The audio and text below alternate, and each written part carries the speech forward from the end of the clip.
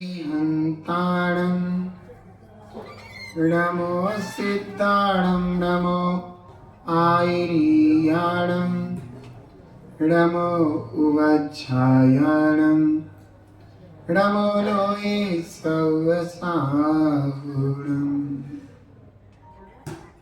मङ्गलं भगवान् वीरो मङ्गलं गौतमो गणी मङ्गलं कुन्दकुन्दाद्यो जैन धर्मोऽस्तु मङ्गलम् सर्वमङ्गलमाङ्गल्यं सर्वकल्याणकारिकं पदानां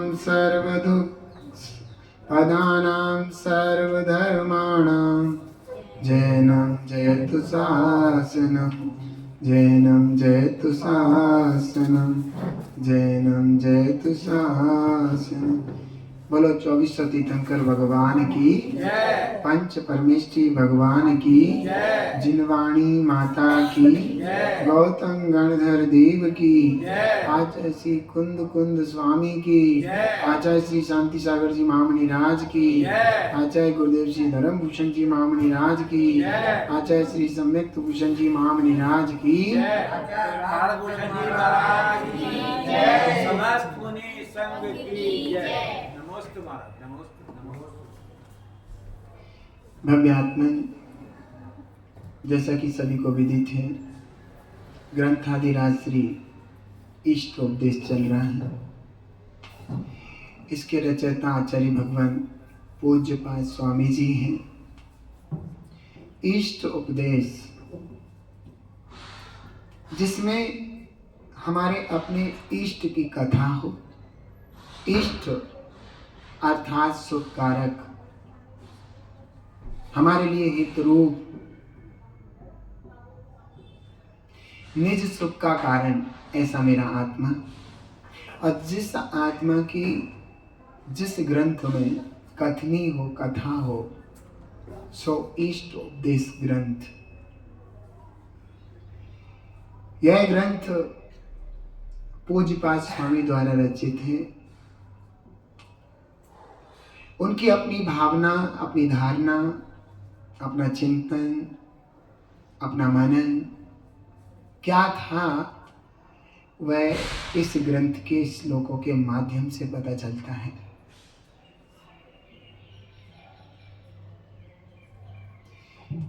मुनि नगन मगन बनवासी,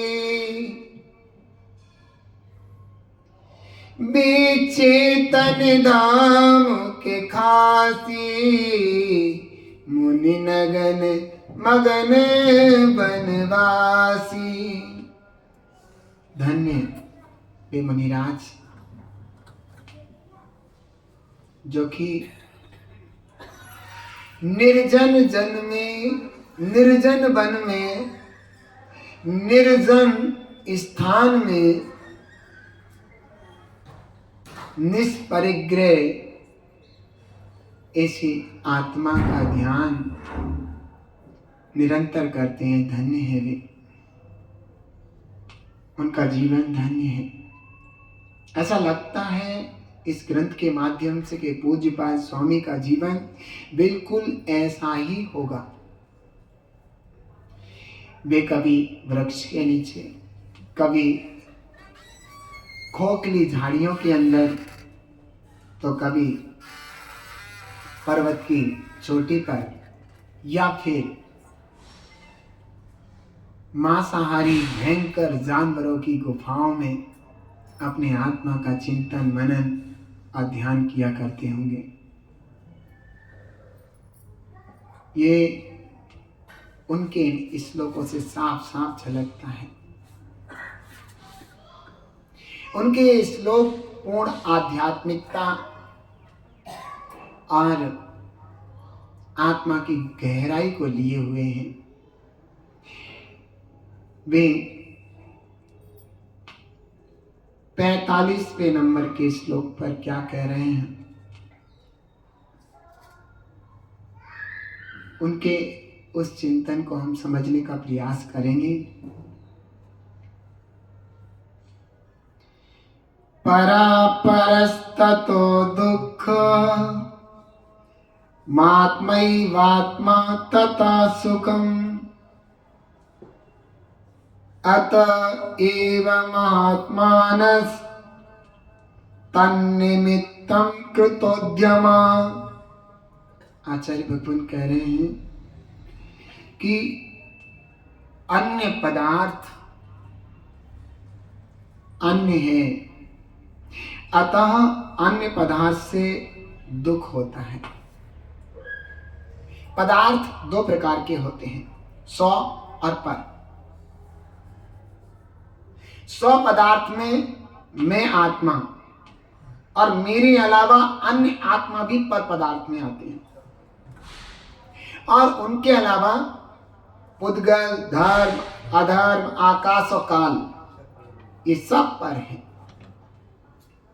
आचार्य भगवान कह रहे थे अन्य पदार्थ अन्य है, अतः उस अन्य पदार्थ से दुख होता है।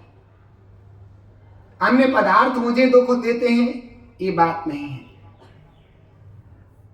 अन्य पदार्थों के निमित्त से मेरे को दुख होता है, ये बात हो सकती है। अन्य पदार्थ मेरे को दुख देते हैं, ऐसा कदापि नहीं है, ये जिन शासन नहीं है। अन्य पदार्थ के निमित्त से मुझे दुख हो सकता है, ये चलेगा, लेकिन अन्य पदार्थ दुख के कारण तो हो सकते हैं, दुख में निमित्त तो बन सकते हैं, लेकिन दुखी होने वाला वह कौन होगा? मैं स्वयं होऊंगा। उसका कारण क्या होगा? मैं स्वयं होऊंगा। स्वयं में कारण क्या बनेगा? राग, द्वेष और मोह भाव। तो यहां कहा है कि अन्य पदार्थ अन्य है, अतः उस अन्य पदार्थ से दुख होता है। अब देखते हैं हम कैसे होता है, तो हमें कैसे दुख होता है अन्य पदार्थ से। जग में जिसको निज कहता मैं, वह छोड़ मुझे चल देता है। मैं आकुल व्याकुल हो लेता, व्याकुल का फल व्याकुलता है। हम अन्य पदार्थ को अपना मानते हैं, जैसे शरीर, माता पिता, दादा दादी, नाना नानी, अपने परिवार के लोग, रिश्तेदारों को, अपने मित्र आदि को, रुपया, पैसा, धन दौलत, ये सब, घर मकान, जमीन जायदाद, इन सब को हम अपना मानते हैं। और अपना मानने से जब ये पदार्थ मेरे से दूर होते हैं, तो हमें वह दूर होना इष्ट वियोगज, जो चीज हमें अच्छी लगती है वह मेरे से जब दूर होती है, तो उस वस्तु के दूर होने का हमें जो दुख होता है, समझ में आ रहा है? इस कारण से अन्य पदार्थ दुख का कारण बन जाता है। वो हमें दुखी नहीं कर रहा है, लेकिन हमारे दुख में निमित्त है। हमें वह प्रतिकूलता पसंद नहीं है।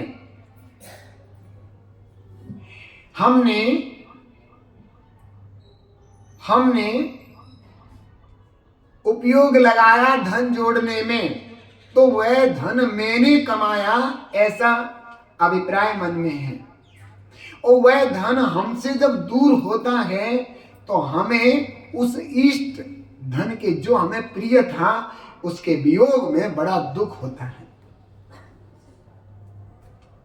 इसलिए अन्य पदार्थ हमें दुख देता है, ऐसा आचार्य भगवान ने कहा। या यूं कहो कि वह दुख में निमित्त बनता है। हम आज तक दुखी हैं, उसका कारण है कि हमारी अज्ञानता। अन्य पदार्थ को मैंने अन्य समझा नहीं, अन्य पदार्थ को मैंने अपना समझा, उसमें अहम बुद्धि की। उस अहम बुद्धि के कारण मुझे दुख हुआ।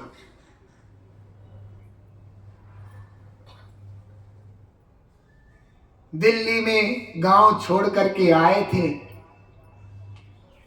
सो हमें रहते रहते 10 साल हो गए दिल्ली। खूब जूती रगड़ दी हमने, खूब मेहनत की, लेकिन देखा कि 10 साल के बाद जो व्यक्ति आया था वह 5 साल के अंदर अंदर ग्रोथ कर गया। हमें 15 साल हो गई, हम वहीं के वहीं रह गए। सो उसके बगल में, हमारे बगल में जो उसका मकान बढ़िया बना, उसकी गाड़ी आ गई और उसके खूब अच्छे सारे मजे आ रहे हैं। उसे देख देख करके हमें जलन हो रही है कि हम 15 साल में कुछ नहीं कर पाए और इसने 5 साल के अंदर सब कुछ कर दिया। तो उसे देख देख के हम जल रहे हैं। इसलिए पर पदार्थ दुख का कारण बन रहा है। हम बड़े दुखी हैं कि इसका क्यों हो गया। हमारे तो 2 का 2 मंजिल ही रह गया बना हुआ, उसने 3 मंजिल बना लिया, गाड़ी भी ओडी आ गई उसके आगे, इतनी सारी व्यवस्थाएं उसकी अच्छी कैसी हो गई। सो हम बड़े दुखी हैं। दुख के कारण ये है, हमारे पास जमीन जायदाद तो बहुत थी, लेकिन जो बुढ़ा बुढ़िया इतने बावले मरे तो 200 गज फालतू जमीन छोटे भाई को दे दी। हमारे पास 200 बीघा जमीन है, उसकी चिंता नहीं है। 200 बीघा में 200 गज फालतू से क्यों दे दी। ये बुढ़े बुढ़िया ने हमारा दिमाग खराब कर दिया। दुख इस बात का है, 200 बीघा में इतना सब कुछ हो सकता है, लेकिन प्राण 200 गज में अटके। ये स्थिति है हमारी। इसलिए कहा है अन्य पदार्थ अन्य है, अतः उस अन्य पदार्थ से दुख होता है। दूसरा, अन्य पदार्थ हमारा पुण्य होता है तो हमारी इच्छा अनुसार परिणमन करता है। हमारा पुण्य होता है तो हमारी इच्छा अनुसार अन्य पदार्थ हमारे लिए अनुकूलित होता है। हमारी पाप का उदय होता है तो हम कितना ही कुछ कर ले, अन्य पदार्थ हमारे लिए प्रतिकूल ही रहता है। कितना ही कुछ कर लें, सर धुल लें, रो लें, पीट लें, गा लें, यहां वहां कहें, चिल्लाएं, दांत फाड़ें, मुंह फाड़ें, कुछ भी करें, अन्य पदार्थ जब तक हमारे पुण्य का उदय नहीं होगा हमारे अनुकूल हो नहीं सकता। हमारे अनुकूल अन्य पदार्थ नहीं है, इसलिए हम खूब रोते हैं, दुखी होते हैं, परेशान होते हैं। इसलिए अन्य पदार्थ अन्य है, अतः उस अन्य पदार्थ से दुख होता है। तो करना क्या होता है? करना ये है कि हम सच्चाई को समझने की कोशिश करें। जगत में मेरे आत्मा के अलावा जितने भी पदार्थ हैं वे सब स्वतंत्र पदार्थ हैं। जब हमारे पुण्य का उदय आता है तो वे पदार्थ हमारे अनुकूल होते हैं, और जब पाप का उदय आता है तो वे पदार्थ हमारे प्रतिकूल होते हैं। चाहे वे हमारी मम्मी हो, पापा हो, दादा हो, दादी हो, भैया भाभी, कोई भी हो, ऐसी स्थिति बनती है। तो क्या करना है?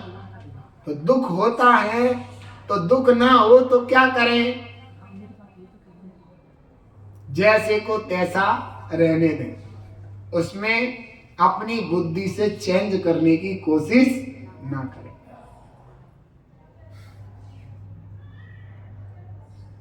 बस यही सुख का आधार है।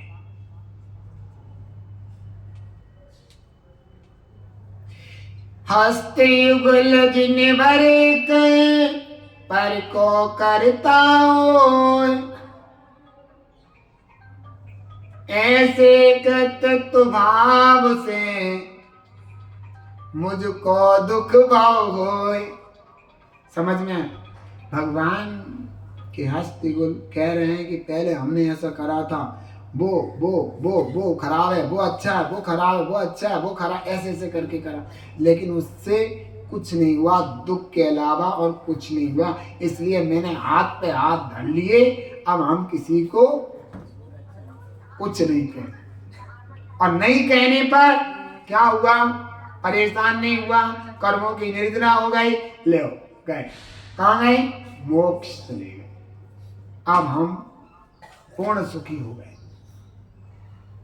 तो इस बात को ध्यान में रखना पड़ेगा, इस बात को अपने मन में बिठाना पड़ेगा कि संसार में जितनी भी वस्तुएं हैं जो हमारे लिए अनुकूल है, सांसारिक सुख का कारण है, तो सारी की सारी वस्तुएं हमारे पुण्याधीन हैं।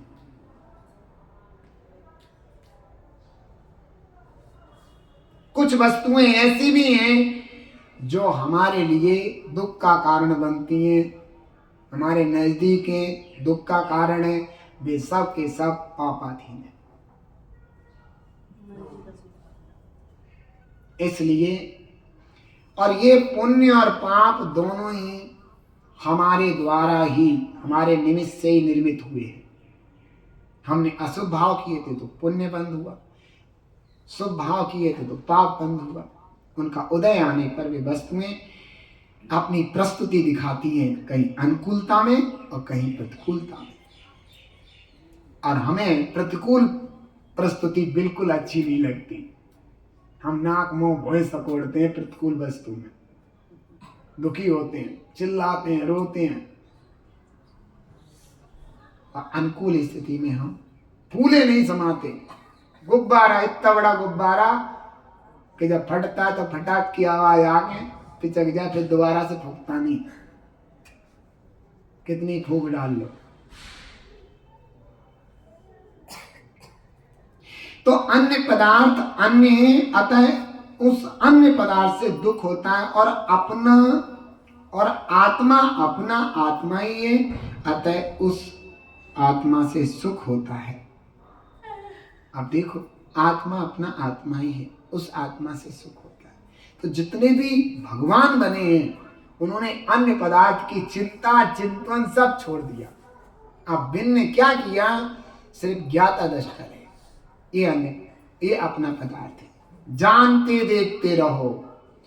आत्मा का स्वभाव ज्ञाता दृष्टा है। किसी भी वस्तु में राग द्वेष मत करो, सिर्फ वस्तु को जानते देखते रहो, यह तुम्हारा स्वभाव है। अपने स्वभाव में रहोगे तो सुखी रहोगे, विभाव में रहोगे तो दुखी रहोगे। वे अपने स्वभाव में क्या रहे, अंतर्मुख तक स्वभाव में रहे, और उस अंतर्मुख का स्वभाव में रहे ना, कर्मों की जंजीरों को तोड़ के रख दिया, और क्या हो गए, भगवान हो गए, सदा सदा के लिए सुखी हो गए, परमात्मा बन गए। समझ में आता है, ये भगवान ने कार्य किया। जितने भी भगवान बने उन्होंने यही कार्य किया। आत्मा से सुख होता है, क्यों? आत्म स्वभाव में स्थित होने से सुख होता है। स्वभाव क्या है, जानना और देखना। विभाव क्या है, राग करना और द्वेष करना। स्वभाव क्या है, जानना और देखना। विभाव क्या है, राग करना, द्वेष करना।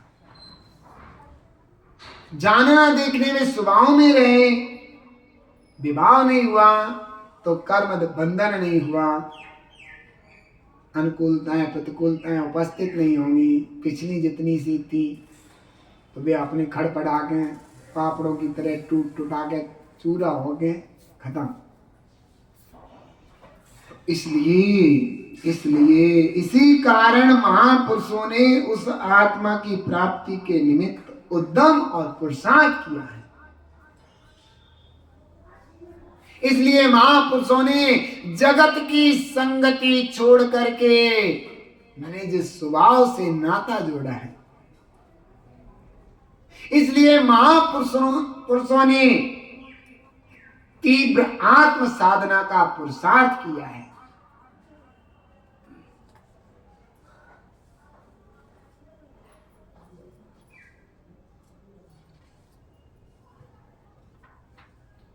परिग्रह छोड़ करके निष्परिग्रह आकिंचन आत्म स्वभाव में स्थित हुए और परम धाम को प्राप्त किया। इसलिए हे भव्य जीवो, एन कैन प्रकारेण जैसे भी हो सके वैसे आचार्य पूज्यपाद स्वामी का कथन अच्छे से सुने, समझें और प्रयास करें कि उनकी बात हम अच्छे से सुन पाए, समझ पाए और जितना हो सके उतना कर पाए। यही हमारे लिए उत्कृष्ट होगा, आत्म शांति का कारण बनेगा। इसी भावना के साथ ओम नमः। हे जिन वाणी भारती तोय जपू दिन रैन, जो तेरी शरणा गए सो पावे सुख चैन। या वाणी के ज्ञान ते सूझे लोकालोक, सो वाणी मस्तके नमो सदा देती हूँ। तो गुरुद्वारा संगवाणी जिनवाणी माता की नौ बार नमो।